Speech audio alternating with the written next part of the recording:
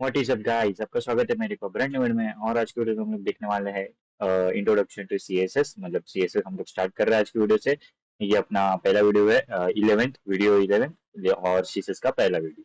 ठीक है, तो आज की वीडियो में हम लोग आज की वीडियो से हम लोग सीएसएस चालू करेंगे। उसके बाद हम लोग कंटिन्यू करेंगे सीएसएस से। 10 वीडियोस रहेगी सीएसएस के ऊपर। फिर आगे हम लोग जाएंगे जावास्क्रिप्ट पे, जावास्क्रिप्ट की 10 वीडियोस रहेंगी। फिर आगे जाएंगे पीएचपी पे, पीएचपी के 10 वीडियोस रहेंगी। ठीक है, जैसे 10 10 10 करके जितने भी मेन टॉपिक्स है वही मैं लूंगा। ठीक है, वो 10 वीडियोस में जितने भी मेन टॉपिक्स है वही लूंगा, और उसी के वही मेन टॉपिक्स के ऊपर हम लोग जो है वो अपना प्रोजेक्ट्स बनाएंगे। ठीक है, और इसके बाद ये सीरीज तो कंप्लीट हो जाएगी। उसके बाद और दो प्रोजेक्ट्स जो दिखाऊंगा मैं ये सीरीज में। उसके बाद ये सीरीज जैसे कंप्लीट हो जाएगी, उसके बाद हम लोग जावा की सीरीज चालू करेंगे। ठीक है, अपनी पाइथन की हो गई, वेब डेवलपमेंट की हो जाएगी, फिर उसके बाद हम लोग जावा की करेंगे। ठीक है, और बहुत जन मेरे को ऐसे बोल रहे थे कि फ्री मतलब वो फ्री कोर्सेज चालू करो, फ्री कोर्सेज चालू करो करके।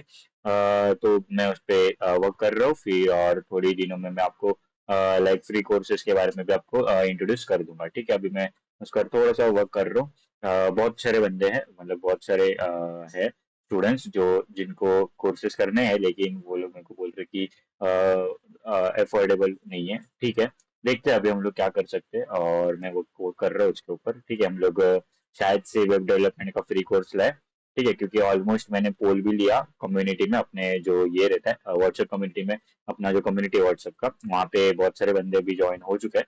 और वहाँ पे मैंने एक पोल लिया था कि कौन सा कोर्स जो है हम लोग स्टार्ट चालू करें फ्री में, जावा का, पाइथन का, वेब डेवलपमेंट का। तो वहाँ पे बहुत जनों ने वेब डेवलपमेंट चूज किया, बहुत जनों ने जावा भी किया, और एक बंदे ने शायद पाइथन किया था।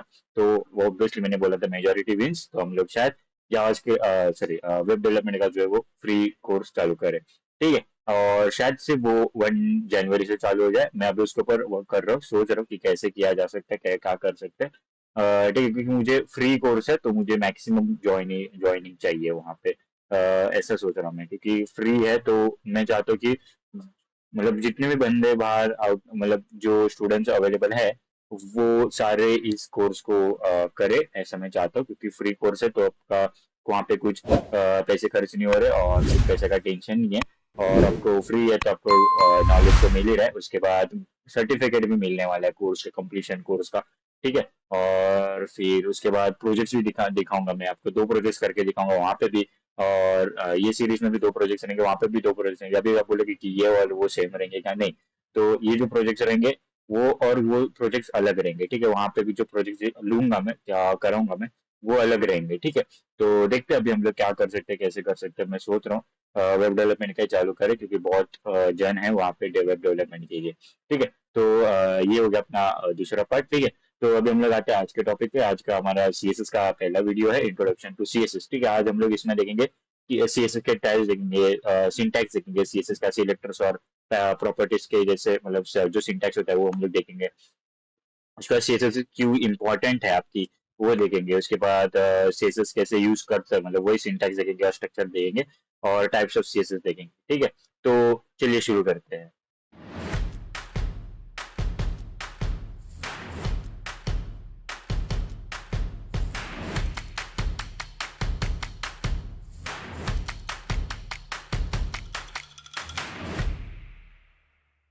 ठीक है गाइस, तो अभी हम लोग आके अपने कंप्यूटर स्क्रीन पे, और ये अभी आप ये देख रहे हो कि अपना सिलेबस ये सीएसएस का जो मैंने बनाया है। ठीक है, अपने जो वीडियोस है इसके अनुसार आएंगे। ठीक है, 10 टॉपिक से मैंने निकाले सीएसएस के, जो है सिलेक्टर्स, प्रॉपर्टीज। नेक्स्ट रहेगा आज अपना इंट्रोडक्शन टू सीएसएस है। उसके बाद अपन देखेंगे सीएसएस एंड प्रॉपर्टीज। उसके बाद हम लोग देखेंगे बॉक्स मॉडल, फिर हम लोग देखेंगे लेआउट, फिर हम लोग देखेंगे रिस्पॉन्सिव डिजाइन, एंड फिर हम लोग देखेंगे फ्लेक्स बॉक्स। फिर हम लोग देंगे ग्रिड लेआउट, फिर हम लोग देंगे ट्रांजिशंस एंड ट्रांसफॉर्मेशंस, जिसमें आपके की फ्रेम्स वगैरह होते हैं, एनिमेशंस, वो देखेंगे। उसके बाद हम लोग देंगे सीएसएस प्री प्रोसेसर्स, और फिर हम लोग देखेंगे कुछ बेस्ट प्रैक्टिसेस। इसकी जगह पे शायद से मैं कोई दूसरा टॉपिक भी ले लूँ। ठीक है, ये तो बेस्ट प्रैक्टिस मैंने ऐसे ही डाल के रखा है। ठीक है, इसके जगह पे कोई दूसरा टॉपिक भी आ सकता है। और फिर हम लोग 11th वाले वीडियो में हम लोग देखेंगे अपना एक कोई भी एक प्रोजेक्ट देंगे। मैं सोच रहा हूँ पोर्टफोलियो प्रोजेक्ट ले लूँ। ठीक है, पहला, क्योंकि उसमें सिर्फ एचटीएमएल और CSS ज्यादा यूज किया जाता है, जावास्क्रिप्ट इतना यूज नहीं है। जावास्क्रिप्ट बस आपका कुछ फंक्शनलिटी दिखाने के लिए, लाइक अगर बटन रहेगा या फिर कॉन्टेक्टर्स वाला फॉर्म रहेगा, उसके लिए हम लोग जावास्क्रिप्ट यूज करेंगे। लेकिन अभी अभी उसमें हम लोग जावास्क्रिप्ट यूज नहीं करेंगे। हम लोग बस जो वन पेज पोर्टफोलियो मतलब वन पेज पोर्टफोलियो हम लोग बनाएंगे जिसमें सिर्फ अपना एक ही पेज पे, ये कैसे अभी वन पेज है, ठीक है, अभी ये वन पेज है ना, तो इसमें कैसे दिख रहा है वैसे ही हम लोग वन पेज पोर्टफोलियो दिखाएंगे जिसमें स्क्रॉल कर करके हम लोग देख सकते हैं, ठीक है। तो फिर ये था अपना सीएसएस का सिलेबस। फिर अभी हम लोग देखते हैं अपना जो डेली अपना जो सिलेबस है वो, ठीक है। तो आज के वीडियो का टॉपिक है इंट्रोडक्शन टू सीएसएस, ठीक है। तो आज हम लोग देंगे सीएसएस क्या है, सीएसएस क्यों हम है, और हम लोग क्यों ज्यादा यूज करते हैं उसको, क्यों इंपॉर्टेंट है आपके वेब डेवलपमेंट में, ठीक है। और स्टार्टिंग में इसको बेसिक में क्यों सिखाया जाता है ये हम लोग देखेंगे, ठीक है। तो जैसे हम लोग ने HTML देखा था, HTML का एक structure of HTML web page बोल सकते हैं हम लोग, एक स्ट्रक्चर है वेब पेज का, या फिर वेबसाइट का एक स्ट्रक्चर। आप अगर यहाँ पे देखोगे तो ओके यहाँ पे नहीं आ रहा है, ठीक है। कोई भी अगर वेबसाइट खोलोगे और वहाँ पे उसका अगर स्ट्रक्चर देखना है आपको, तो आपको कुछ नहीं करना है, आपको बस अगर स्ट्रक्चर देखना है तो व्यू सोर्स कोड पे देखोगे, तो ये आपका जो स्ट्रक्चर है, ये आपका सी मतलब आपका जो पूरा का पूरा ये अपना चालू हो जाता है, ठीक है। आपका ये तो अभी आप लोग इसको अगर आप इंस्पेक्ट टैब से देखोगे ना, कोई भी अगर ये जो ये बस आप वहां से इस यहाँ से उठा के अगर आप वहां पे पेस्ट करोगे और वहां पे अगर आप देखोगे तो यहाँ पे वहां पे आपको ऐसा कुछ दिखेगा विदाउट सीएसएस का। अगर मैं आपको करके दिखाऊं विदाउट सीएसएस तो एक जस्ट सेकेंड, मैं अभी आपको दिखाता हूँ यहाँ पे जो है उसको, ये कौन सा स्क्रिप्ट है, ये स्क्रिप्ट है, हम लोग को लिंक देखना है, इसको हटा देता हूँ, फिर यहाँ से इसको हटा देता हूँ, इसको हटा देता हूँ, इसको हटा देता हूँ, ठीक है। तो अभी आप देखोगे कि सारा का सारा जो स्टाइलिंग था वो चला गया, और जितना भी अपना HTML का जो स्ट्रक्चर है, HTML सिर्फ दिख रहा है अपने को, ठीक है। देखो सारा का सारा CSS चला गया, बस अपने को HTML दिख रहा है। मैंने क्या किया कि मैंने जो CSS का जो लिंक CSS का जो एक्सटर्नल CSS था उसको मैंने डिलीट कर दिया, और मैंने बस यहाँ पे अपना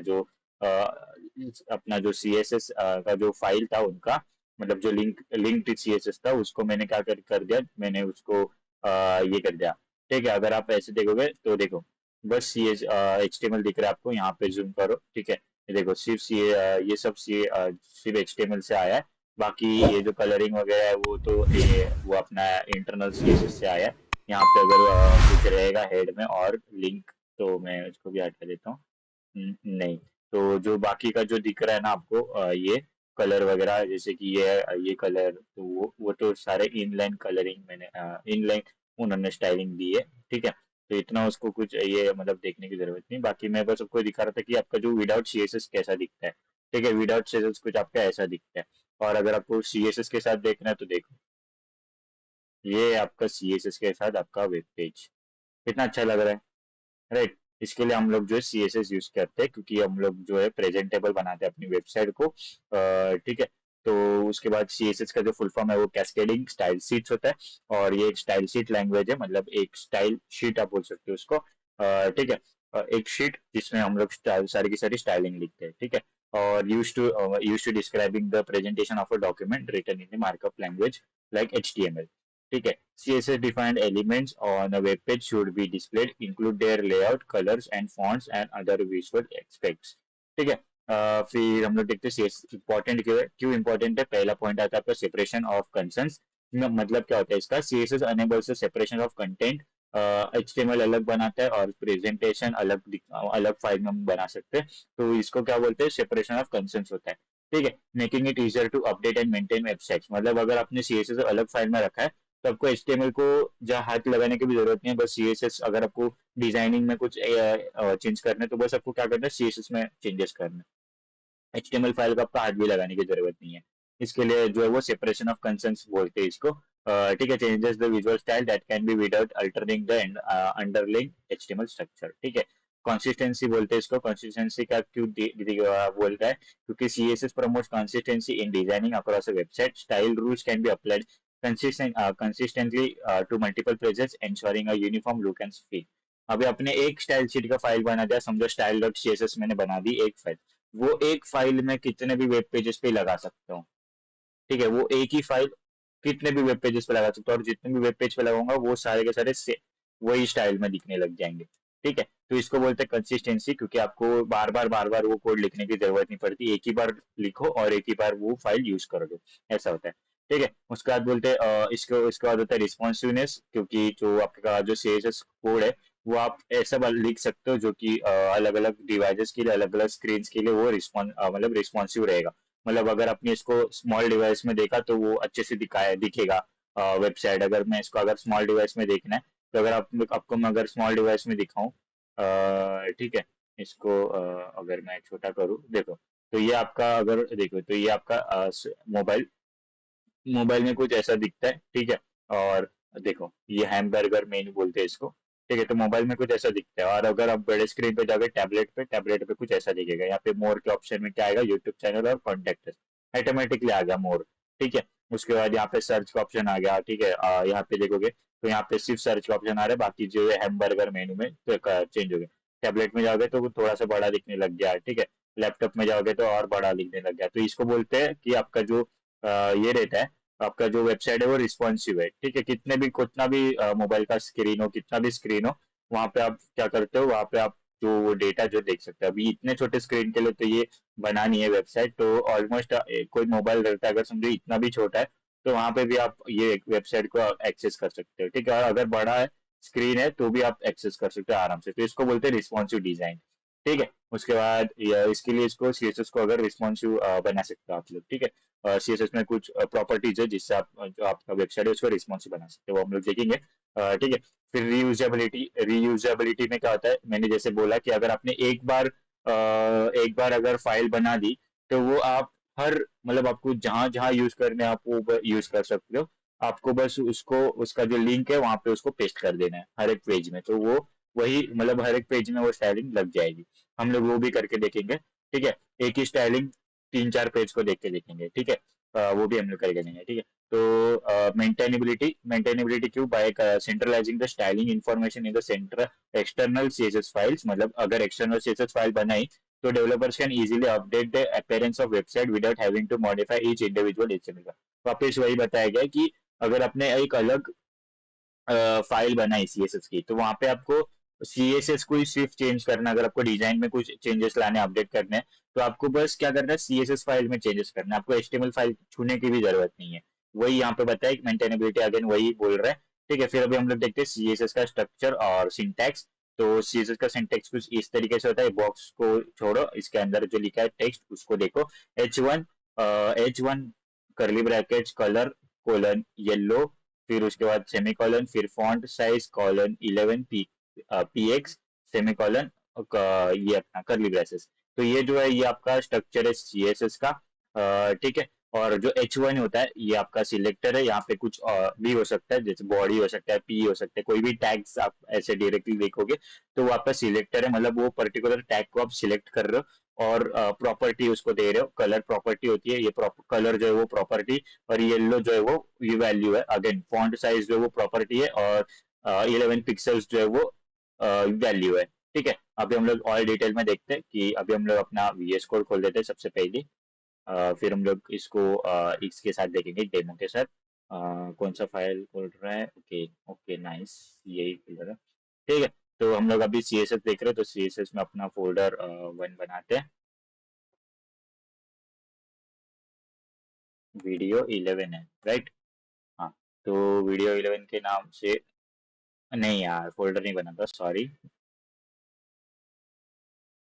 फाइल बनाना था अपना, okay sorry sorry my bad. File बनाना था वीडियो 11, हाँ। अरे वापस, ठीक है।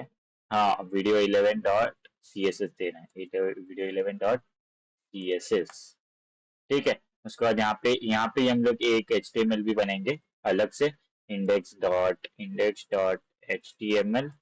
और इसको क्या करते हैं अपन पता है, वीडियो 11 नहीं बनाते इसको, हम लोग स्टाइल्स लिखते हैं, ठीक है। एस स्टाइल्स लिखते हैं, और इन दोनों को अपन अलग फोल्डर में डालते हैं, वीडियो 11 के, ठीक है। और इनको अभी इसके अंदर डाल देते हैं, ठीक है। तो अभी हम लोग को कुछ नहीं करना है, अभी हम लोग को आना है अपने index.html में, इसको अपने को क्या करना है, एक बॉर्डर प्लेट देनी है, ठीक है।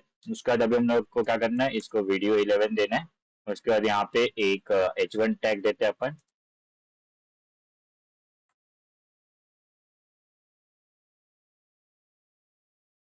Welcome to tech community. और यहाँ पे अपने को अभी हम लोग ने एक्सटर्नल स्टाइल शीट बनाई। ठीक है। तो अपने जो सीएसएस रहते हैं वो तीन टाइप के रहते हैं। ठीक है। तीन टाइप के सीएसएस रहते हैं। पहला होता है आपका इंटरनल सीएसएस, दूसरा होता है आपका एक्सटर्नल सॉरी इनलाइन सीएसएस, और तीसरा होता है एक्सटर्नल सीएसएस। ठीक है। अभी हम लोग देखते हैं इंटरनल सीएसएस क्या होता है। ठीक है। स्टार्टिंग से देखते हैं, इनलाइन सीएसएस देखते हैं सबसे पहले। इनलाइन सीएसएस क्या होता है, यहाँ पे आपका जो टैग है उसी के अंदर जो आपका स्टाइलिंग रहता है। अगर इसको अगर आप ऐसे लिखोगे तो इसको मैं क्या कर देता हूँ, इसको समझो कलर देता हूँ मैं एक्वा। तो ये क्या किया मैंने, एक ही उसी टैग को सीएसएस आया। अगर मैं इसको डुप्लीकेट करूँ और यहाँ से जो ये सीएसएस की प्रॉपर्टी है इसको हटाऊं, तो अभी आप अगर देखोगे तो ये जो है वो सिर्फ जो एक ही H1 है उसको ही दिखाएगा। अब इसको एक सेकंड, मैं इसको ब्राउजर पे ओपन करता हूँ। ठीक है। देखो यहाँ पे एक ही चीज, एक ही H1 को यहाँ पे वो दिखा रहा है, दूसरे H1 को वो नहीं दिखा रहा है। तो इसको क्या बोलते हैं, इनलाइन सीएसएस। एक ही लाइन को सीएसएस, जिस लाइन को आपको पर्टिकुलर लाइन को अगर सीएसएस देनी है तो आप इस तरीके से इनलाइन सीएसएस आप दे सकते हो। ठीक है। कुछ भी प्रॉपर्टी आप प्रॉपर्टी दे सकते हो और उसका वैल्यूज दे सकते हो। अभी यहाँ पे कलर है तो मैं इसको ऑरेंज कर देता हूँ। ऑरेंज है क्या, यस ऑरेंज है। ठीक है। तो इसको मैंने क्या कर दिया, ऑरेंज कर दिया। और यहाँ से आप इसको आप ऐसे करके चेंज भी कर सकते हो। ठीक है। ये देखो इसको आप ऐसे चेंज भी कर सकते हो। अभी मैं चेंज नहीं कर रहा हूँ। अगर आपको वैल्यूज नहीं पता, पर्टिकुलर अगर वैल्यूज नहीं पता, तो आप यहाँ से इसकी मदद से आप कोई भी कलर जो है वो लगा सकते हो आपके टेक्स्ट को। ठीक है। तो ये तो आपका इनलाइन सीएसएस। अभी हम लोग देखते हैं इंटरनल सीएसएस। इंटरनल सीएसएस क्या होता है, आपका जो हेड सेक्शन होता है ना, ये आपका जो हेड सेक्शन होता है, जहाँ पे टाइटल मेटा टैग वगैरह देते हो, वहां पे आप क्या करते हो, एक स्टाइल्स बना देते हो। स्टाइल टैग होता है एक, वो बनाओगे। और इसके अंदर जो है आप आपका जो सीएसएस है वो लिखोगे। ठीक है। फॉर एग्जाम्पल अगर मेरे को अभी ये वाले H1 को सीएसएस देनी है, तो मैं क्या करूंगा पता है, ये वाले सीएसएस को मैं क्या देता हूँ, कलर देता हूँ। ठीक है। कलर देता हूँ एक्वा। अभी देखो, देखा अभी यहाँ पे सीएसएस आ गई। ठीक है। अभी ये जो इसको जो सीएसएस लगी है वो कौन सी सीएसएस लगी, इंटरनल सीएसएस लगी। और इसको जो सीएसएस लगी है वो कौन सी लगी है, इनलाइन सीएसएस लगी है। राइट। तो इसका मैं टेक्स्ट जरा चेंज कर देता हूँ, वेलकम टू टेक कॉग्निटा।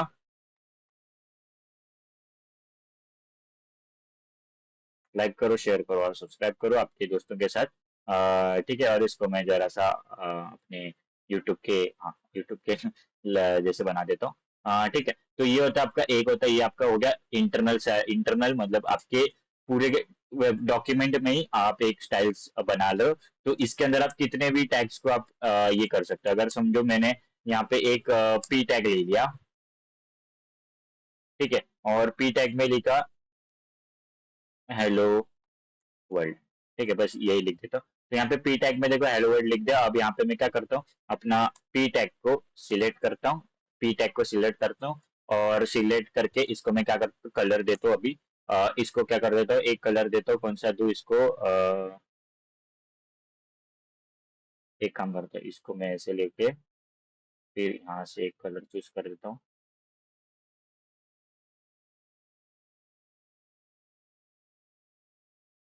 ठीक है। ये कलर उसको आ गया अभी, ओके।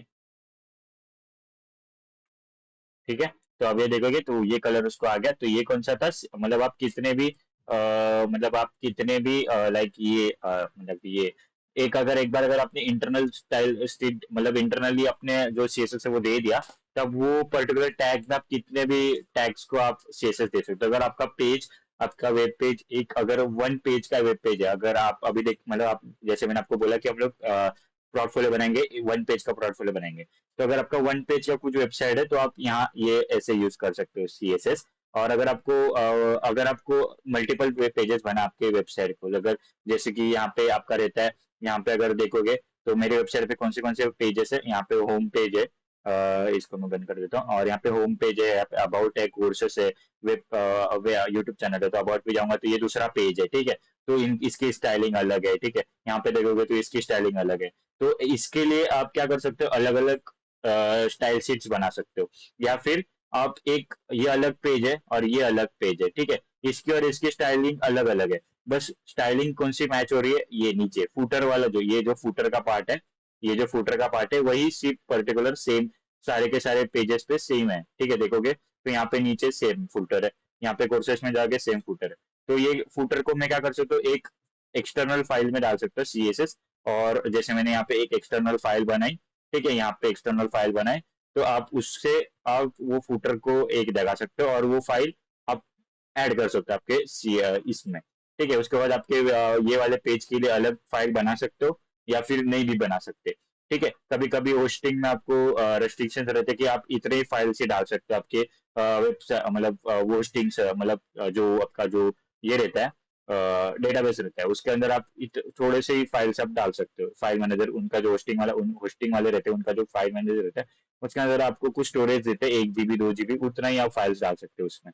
तो फिर वहां पे आपको ये हेल्प करता है आपका जो CSS है, इंटरनल CSS है, मतलब एक्सटर्नल CSS है, और ये है, ठीक है। अभी आप मेरे को एक चीज देखोगे तो यहाँ पे जैसे यहाँ पे देखा आपने कि यहाँ पे मैंने इंटरनल CSS लगाया, इनलाइन CSS लगाया और यहाँ पे इंटरनल CSS लगाया H1 टैग को, तो यहाँ पे H1 टैग और H1 टैग दोनों सेम ही है ना, ठीक है, यहाँ पे भी H1 है, यहाँ पे भी H1 है, और ये मैंने H1 को लगाया, तो आप अभी देखोगे कि इसका कलर क्यों नहीं चेंज हुआ, इसका क्यों चेंज हुआ, क्योंकि मतलब ऐसे देखा जाए तो इसका भी कलर चेंज होना चाहिए ना। तो यहाँ पे आता है आपका एक कॉन्सेप्ट जो होता है CSS की, कुछ रूल्स जो रहते हैं वो हम लोग देखेंगे। तो यहाँ पे 3 रूल्स रहते हैं, इनहेरिटेंस होता है, कैस्केड होता है, और आपका रहता है स्पेसिफिसिटी।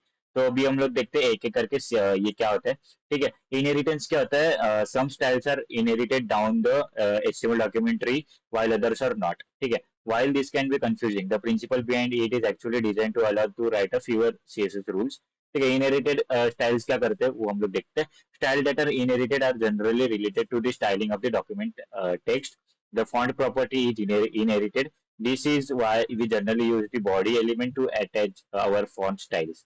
ठीक है, जो अपना फॉन्ट टैग फॉन्ट ये रहता है फॉन्ट स्टाइल, वो क्या रहता है, एक इनहेरिटेड स्टाइल है, ठीक है। तो हम लोग इसके लिए आपको हम लोग क्या करते हैं, बॉडी में देते हैं अपना जो फॉन्ट, जो भी अगर अपने को अगर फॉन्ट बिंट अगर ऐड करना है तो हम लोग क्या करते हैं, बॉडी में देते हैं, तो वो फॉन्ट क्या करता है, आपको वो टैग जो है पूरे वेब पेज को दिखाना है, ऐसा टैग जो आपको पूरे वेब पेज को लगाना है, तो आपको वो बॉडी में डालना है, ठीक है। तो इसको बोलते हैं इनहेरिटेड स्टाइल्स। तो the body element is our HTML, is the parent of our other HTML elements excluding the header section. Setting the font property on the body element allows the rest of document to inherit the font rule, ठीक है। अब हम लोग देखते हैं ये करके, ठीक है। इसको मैं क्या करता हूँ, एक बॉडी जो है अपना, उसको अपना जो फॉन्ट है, फॉन्ट ऑप्शनल नहीं, यहाँ पे हम लोग जाते गूगल साइट्स पे, सॉरी गूगल फॉन्ट्स पे, और अपन कुछ फॉन्ट्स देखते हैं, यहाँ से आप जो फॉन्ट्स है वो यूज कर सकते हैं आपके वेबसाइट में, ठीक है। तो हम लोग अभी देखते हैं कुछ फॉन्ट्स, अगर हाँ चलो ये अच्छा लग रहा है ऑसवर्ल्ड, तो इसको मैं क्या करता हूँ अभी, इसको हाँ यहाँ से आप देख सकते हो सिलेक्टेड टैग्स। तो मॉन्स्ट्रेंट एक है, मॉन्स्ट्रेंट नहीं करनी है हम लोग को, क्या करनी है, ठीक है, हम लोग को ओके डाउनलोड नहीं करना था, हम लोग को सिलेक्ट करना है अपने को जो चाहिए वो, ठीक है, ठीक है, एक काम करता हूँ मैं सारे स्टाइल्स ऐड कर देता हूँ यहाँ पे, और जो मॉन्स्ट्रेंट है अपना उसको रिमूव कर देता हूँ, ऑसवर्ल्ड ही रखता हूँ, ठीक है। अभी हम लोग यहाँ पे जो है इंपोर्ट कर सकते हैं सीधा सीधा, ये क्या करता है आपका जो इंपोर्ट है, मतलब आप CSS जो अपना CSS फाइल आप बनाते हो वहां पे आप इसको डाल सकते हो इंपोर्ट को, या फिर आप लिंक कर सकते हो, ठीक है। तो मैं क्या करता हूँ, लिंक लेता हूँ, ठीक है, और अपना अपना जो क्या करते हैं इसको लिंक करते हैं अपने हेड सेक्शन में, ठीक है, हेड सेक्शन में इसको मैंने लिंक कर दिया, इसको मैं ऐसे करता हूँ, और अभी देख सकते हैं आप यहाँ पे कुछ ये भी शो नहीं कर रहा है, और फिर आप देखोगे CSS rules to specify families, तो यहाँ पे फॉन्ट फैमिली दिख रहा है, तो इसको मैं कॉपी करता हूँ यहाँ से, और आपको क्या करना है, कुछ नहीं करना है आपको, यहाँ से जाके इसको बॉडी में पेस्ट करना है। अभी आप जैसे ही पेस्ट करेंगे आप देखोगे कि यहाँ पे जो वर्ड्स है टेक्स्ट है फॉन्ट है चेंज हो गया, राइट। चेंज हो गया। इसको जैसे आप कमेंट करोगे, देखो चेंज हो रहा है। तो इस तरीके से आप जो फॉन्ट है वो चेंज कर सकते हो, लेकिन आपको जो फॉन्ट टैग है वो हमेशा बॉडी में डालना है। क्यों? क्योंकि वो एक इनहेरिटेड टेक्स्ट है, टैग है, इनहेरिटेड स्टाइल है, ठीक है, सॉरी इनहेरिटेड स्टाइल है। तो वो क्या करता है, इनहेरिटेड स्टाइल मतलब वो आपको जो फॉन्ट है वो पूरे वेब पेज को देना है, राइट। तब क्या करोगे, बॉडी में डाल दो। क्यों? क्योंकि जो बॉडी टैग है वो सबसे हाईएस्ट टैग है आपके वेब पेज का, ठीक है। जहाँ पे आपका जो body web page document page रहता है उसका जो सबसे हाईएस्ट टैग है कौन सा, बॉडी। तो अगर आप बॉडी को फॉन्ट दे दोगे तो वो सारे के सारे जितने भी एलिमेंट्स है इसके बॉडी के अंदर, वो सारे को फॉन्ट लगा देगा वो। तो इसको बोलते हैं इनहेरिटेड स्टाइल्स, ठीक है। अभी मेरे को ये जरा सा गंदा लग रहा है टेक्स्ट, तो इसको मैं हटा देता हूँ। फॉन्ट जरा सा अच्छा नहीं लग रहा था वो, ठीक है, और इसको मैं डिलीट कर देता हूँ, ठीक है।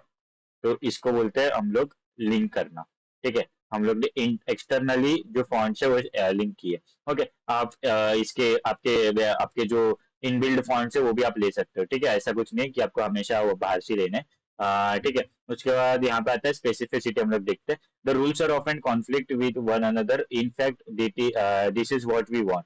The trick is understanding how conflicting rules will apply. Specificity is one of the ways that conflicting rules are applied.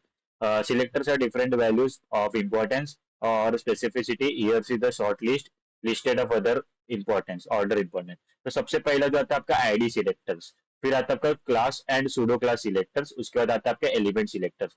तो हम लोग इसके बारे में जो है वो कल के वीडियो में देखेंगे कि सिलेक्टर्स के टाइप से ये कुछ, वो हम लोग कल के वीडियो में देखेंगे। अभी बस याद रखना कि आईडी सिलेक्टर जो रहता है वो सबसे हाईएस्ट सिलेक्टर रहता है, क्लास सिलेक्टर जो रहता है और सूडो सिलेक्टर जो रहता है वो सेकंड पे आता है, एलिमेंट सिलेक्टर जो आता है थर्ड पे आता है, ठीक है। उसके बाद आपका if multiple rules conflict with one another, the most important और specific selector is the one that will apply, ठीक है। उसके बाद कैलकुलेटिंग द स्पेसिफिसिटी लेवल, ठीक है। Usually we combine different types of selectors in our CSS making assume we have following HTML sequence. तो यहाँ पे हम उन्होंने एक सीक्वेंस दिया है बॉडी का। यहाँ पे इन्होंने डेव लिखा है, आईडी आईडी दिया है और क्लास दिया है, उसके बाद यहाँ पे एलिमेंट है, एल है। तो अभी उन्होंने स्टाइलिंग दी उसको। Now assume we have following CSS rules. डेव को कौन सा दिया, डेव को दिया इन्होंने, डेव को दिया कलर रेड, डेव नाव को दिया, मतलब डेव के अंदर जो नाव है आईडी को उसको दिया कलर ब्लू, डेव के अंदर जो लिंक्स है, जो लिंक्स क्लास लिंक्स है उसको उन्होंने दिया कलर लाइन, उसका जो बॉडी के अंदर डेव नेव है उसको दिया ग्रीन। तो अभी ये कुछ रूल्स उन्होंने डाले, उसके बाद देखते कि कौन सा। This is a simple scoring system for each style that you plug into the three value layouts like this ABC, ठीक है।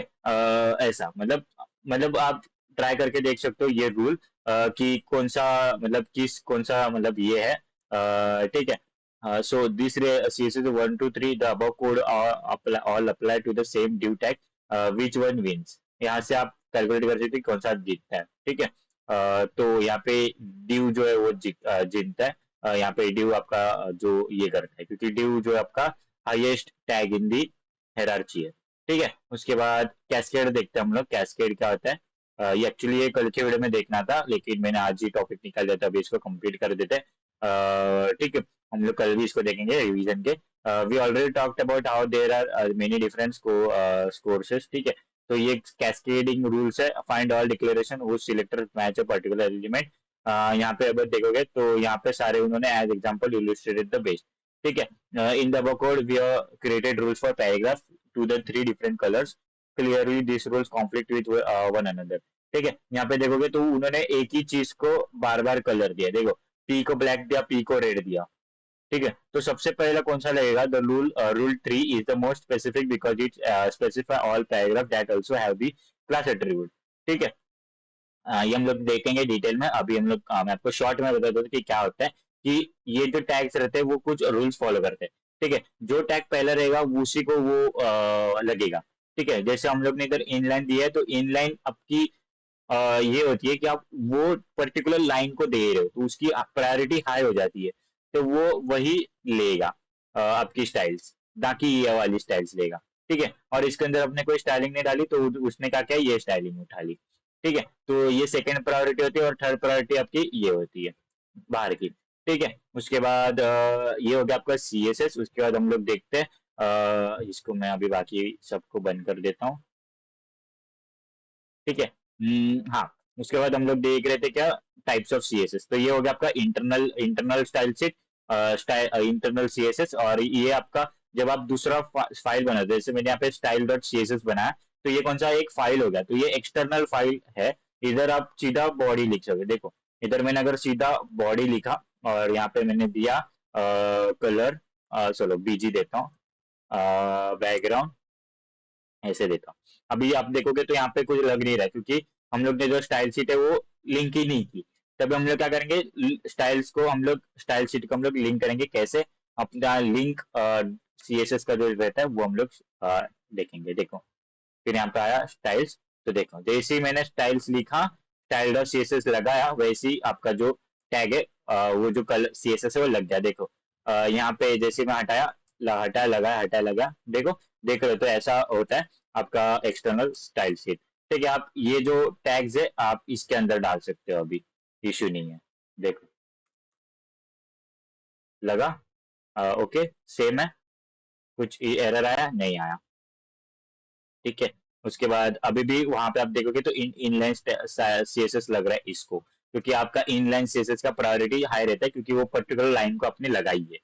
तो आप पर्टिकुलर लाइन को तब भी लगाओगे जब आपको वो लाइन को वो स्टाइल चाहिए। ठीक है, तो पहले मैं यहाँ पे एक डेमो के लिए एक लिख देता हूँ।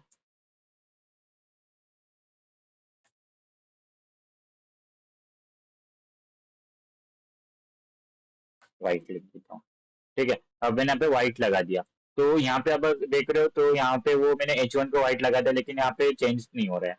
ऐसा क्यों? क्योंकि हम लोग ने एक्सटर्नल स्टाइल शीट में जो कलर है वो रेड और ब्लू ली है।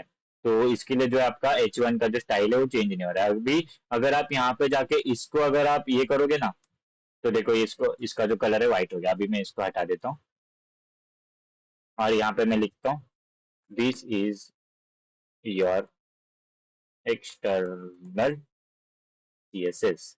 ठीक है, और इसको मैं अल्ट ऊपर ले लेता हूँ।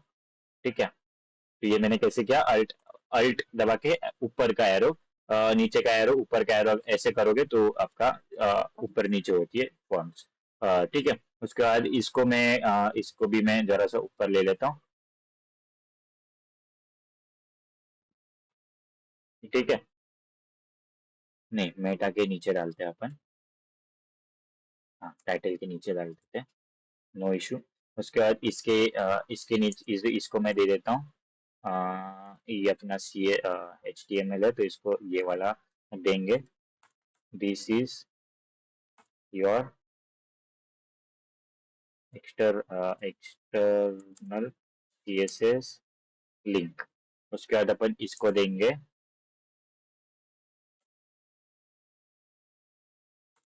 दिस इज योर,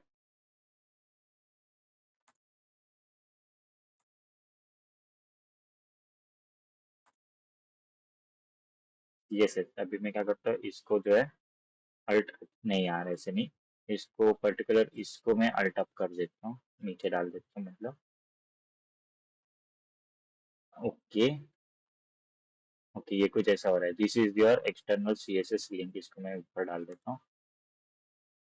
ठीक है, अभी थोड़ा सा अच्छा लग रहा है, इसको मैं जरा ये कर देता हूँ।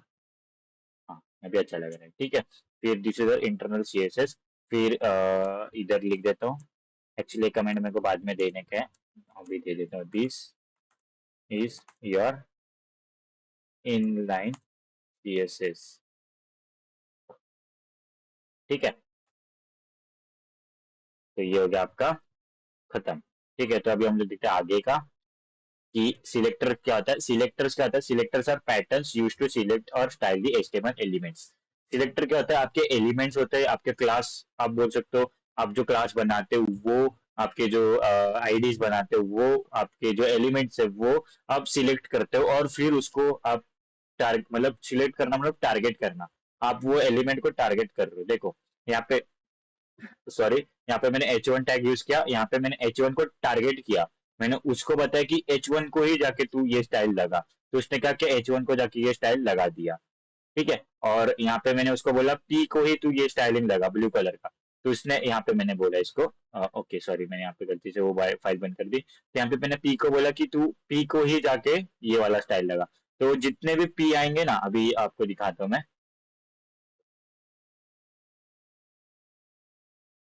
ठीक है। इसको अगर मैं जितने भी पी लगाऊंगा ना, देखना जितने भी पी आएंगे उनको सारे को क्या लगेगा, ये लगेगा अपना ब्लू कलर लगेगा, क्योंकि मैंने पर्टिकुलर पी एलिमेंट को मैंने स्टाइलिंग दी है, ठीक है। तो इससे निकलने के लिए आपके पास होता है क्लास, ठीक है। आप क्या करोगे, आप क्लास बनाओगे, इसको मैं क्या देता हूँ, क्लास का नाम देता हूँ पी, पैरा देते, चलो पैरा देता हूँ, और यहाँ पे हम लोग इसको देंगे डॉट पैरा, ठीक है। इसको अभी हम लोग क्या करते हैं, येलो व्हाइट कर देते हैं, कुछ नहीं दिख रहा है, अच्छा हाँ, पैरा का पी कैपिटल था, ठीक है। देखो हो गया, वाया टेक्स्ट वाइट हो गया टेक्स्ट, ठीक है। और इधर हम लोग ने क्लास दिया, ठीक है। इसको हम लोग देखेंगे, ये अपने देखेंगे हम लोग इसको और डिटेल में क्या होता है, ठीक है। उसके बाद आपका एक आता है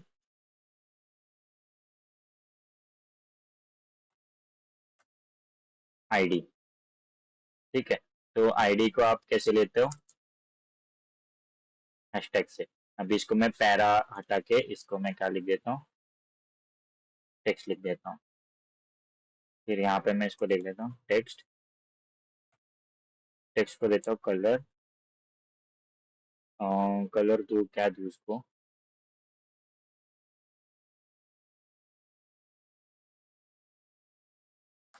कलर देता हूँ, कौन सा देता हूँ, एक्वा, ठीक है। देखो हो गया, यहाँ पे मैंने आईडी बना के उसको दे दिया, यहाँ पे मैंने क्लास बना के दे दिया, इसको मैं लिख देता हूँ comment,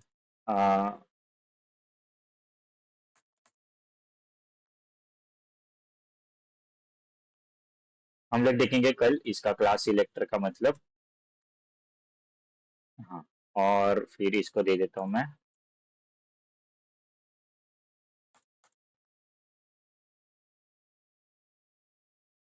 hope I hope spelling right है मेरी, ठीक है सिलेक्टर की, हाँ ठीक है। तो फिर इसको भी मैं कमेंट भी कर देता हूँ यहाँ पे, दिस इज योर आईडी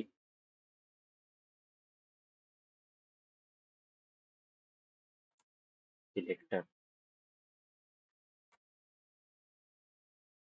ठीक है। आईडी और क्लास जो है एट्रीब्यूट्स है सी HTML के, ठीक है। तो क्लास से क्या होता है कि आप उसको बताते हो कि पर्टिकुलर आप एक क्लास बनाते हो, और वही क्लास को आप टारगेट करके वो CSS लगाते हो। अब आईडी का आप इस्तेमाल जावास्क्रिप्ट के लिए करते हैं, लेकिन हम अभी हम लोग क्या कर सकते हैं, आईडी को हम लोग CSS में भी आप लोग यूज कर सकते हैं, ठीक है। ज्यादातर मोस्टली आईडी बनाते हैं एक यूनिक आईडी बनाने के लिए, आईडी का मतलब होता है यूनिक आईडी, यूनिक आइडेंटिटी। और क्लास तो कितने भी हो सकते हैं, ठीक है। सेम अगर सेम क्लास लगाया तो फिर वो हो सकता है, लेकिन आईडी जो आपका यूनिक रहता है हमेशा।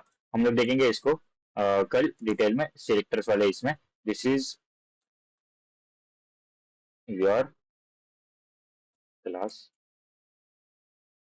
आई होप स्पेलिंग रॉन्ग है, आई होप स्पेलिंग रॉन्ग है, वाह क्या बोल रहा हूँ, ठीक है। तो यहाँ पे आपका जो है मैंने कमेंट्स डाल दिया, हाँ ठीक है। अभी कुछ अच्छा लग रहा है, थोड़ा सा अच्छा लग रहा है बेटर, ठीक है आपको अंडरस्टैंडिंग में, ठीक है। इसके लिए मैं यहाँ पे डाल रहा हूँ कमेंट्स, ठीक है। तो ये होता है आपके सिलेक्टर्स। अभी हम लोग देखते हैं प्रॉपर्टीज और वैल्यू क्या होती है। प्रॉपर्टीज ये होती है कलर, एक प्रॉपर्टी है और ये आपने उसके value they the. CSS rules consist of one or more property values pairs. Property defines the aspect of the elements to be styled, color, font size, and the values specify how the property should be applied. ठीक है, here the color property is set to a shade blue and the font size property is set to the 2em. em अभी हम लोग ये एक parameter है, या फिर आप एक बोल सकते हैं एक मैथमेटिकल ये है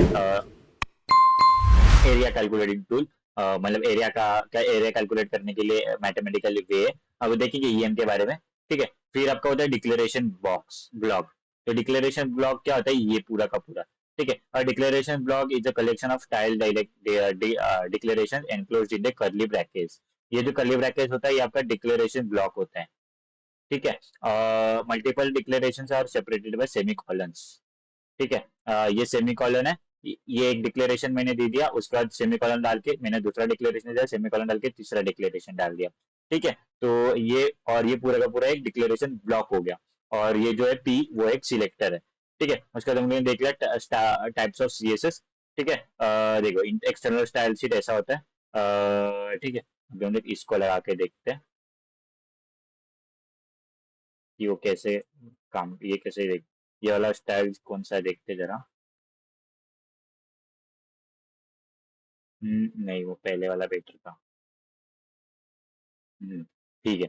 ये पहले वाला बेटर था, और फॉन्ट फॉन्ट देखोगे आप तो फॉन्ट चेंज हो गया, ठीक है। अगर इसको पर्टिकुलर इसको देखो, फॉन्ट चेंज हो गया, ठीक है। ये फॉन्ट जरा सा अच्छा लग रहा है। इन्होंने कितने फॉन्ट डाले, 3 फॉन्ट डाले, 4 फॉन्ट डाले। कौन से सेगियो यूआई डाला है, टाहोमा डाला है, गिनीवा और वेरदाना और सेंस सेरिफ, क्या नाम है भाई। तो ये जो सारे इन्होंने एक मतलब 5 जो फॉन्ट्स है वो यूज किए। और अगर 5 क्यों यूज किए, अगर किसी के पास ये वाला फॉन्ट रहेगा तो वो ये वाला फॉन्ट लग दिखाएगा। अगर किसी के पास ये नहीं है, ये है और बाकी बस ये फॉन्ट है, तो ये सिर्फ ये फॉन्ट में दिखाएगा। अगर किसी के पास सिर्फ ये फॉन्ट है तो वो ये फॉन्ट में दिखाएगा। अगर किसी के पास सिर्फ ये फॉन्ट है तो वो ये फॉन्ट में दिखाएगा। अगर किसी के पास सिर्फ ये फॉन्ट है तो ये फॉन्ट में दिखाएगा। तो मतलब फॉन्ट दिखना चाहिए कुछ भी करके, ये बाय डिफॉल्ट रहता है आपका, सैंस सेरिफ बाय डिफॉल्ट रहता है। और ये आपको देना पड़ता है, हमेशा देने का, आपकी जो एसेसिबिलिटी रहती है वो बढ़ती है इससे, क्योंकि अगर किसी के पास ये वाले फॉन्ट्स नहीं रहेंगे तो आप इस ये फॉन्ट में वो शो कर सकते हो जो भी टेक्स्ट है, ठीक है। और आप या तो अगर कि ये समझो, अगर ये फॉन्ट मेरे पास अभी नहीं है तो ये व्हाइट में दिखा रहा है, ठीक है। अब ये मेरे पास नहीं है तो मैं इसको क्या कर सकता हूँ, एक्सटर्नली इसको इसमें डाल सकता हूँ।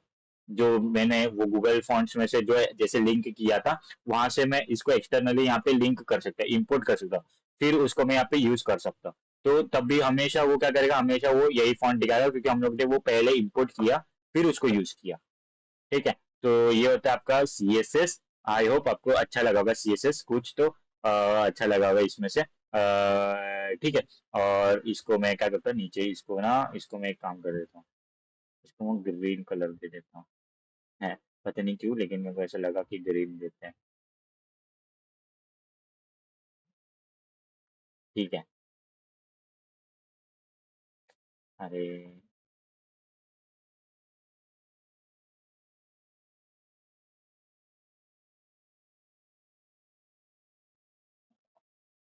क्या व्हाइट लग गया वापिस।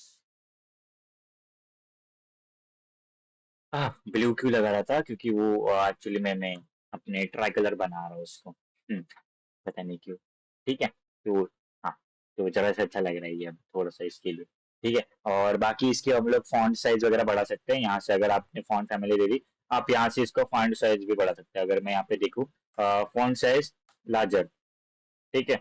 और यहाँ पे अलग अलग प्रॉपर्टीज है, डबल एक्स लार्ज, ठीक है, एक्स लार्ज, एक्स स्मॉल, ठीक है। आप इसको 100% परसेंटेज में लगा सकते हो, 50%, 5%, 1%, ठीक है। तो ऐसे भी आप इसका फॉन्ट साइज बढ़ा सकते हो, और इसका आप पिक्सल्स में भी बढ़ा सकते हो। अगर मैं आपको 50 px लगा के देखूँ तो देखो बहुत बड़ा हो गया, ठीक है। 5 पिक्सल्स छोटा हो गया, 6, ओके, 10, अरे बहुत बड़ा हो गया, 10, नहीं अच्छा नहीं, 15, 20, ओके, हाँ 20 कुछ अच्छा लग रहा है। तो यहाँ पे आप पिक्सल से भी आप इसका फॉन्ट बढ़ा सकते हो, कभी कुछ अच्छा लग रहा है थोड़ा सा। तो यहाँ पे क्या किया मैंने, बॉडी में डाला इसको, तो क्या कर रहा है, सिर्फ बॉडी को लगा रहा है। अगर सिर्फ मैं इसको पैरा में डालू, देखो आप, अगर मैं इसको पैरा में डालू तो ये सिर्फ पैराग्राफ को लगाएगा, देखना, पैराग्राफ को लगा रहा है, देखो लगा रहा है, ठीक है। इसको आगे मैं अगर 50 कर दूं तो आपको दिखेगा, ठीक है, पैराग्राफ में लगा रहा है। अगर मैं इसको नीचे ले लूं यहाँ पे, तो ये कहाँ पे लगा रहा है, इसको अपने टेक्स्ट को लगा रहा है, ठीक है। तो आप ऐसे इसका जो है वो आप इसको यूज कर सकते हो अपने सिलेक्टर्स और अपने प्रॉपर्टीज और वैल्यूज को आप अपना CSS का स्टाइलिंग देने के लिए। अभी ये तो कुछ एक छोटा सा स्टाइलिंग था और CSS का डेमो था। अभी हम लोग और देखेंगे, बहुत सारी चीजें थे CSS में, हम लोग वो सब देखेंगे। और हम लोग फिर कल के वीडियो में हम लोग देखेंगे सिलेक्टर्स और प्रॉपर्टीज के बारे में, ज्यादा डीप में देखेंगे थोड़ा सा, जैसे मैंने वहाँ पे कुछ रूल्स वगैरह बताए, तो वो सब हम लोग देखेंगे। ठीक है, तो आज के वीडियो में बस इतना ही, और मिलते हैं नेक्स्ट वीडियो में। तब तक के लिए कीप कोडिंग।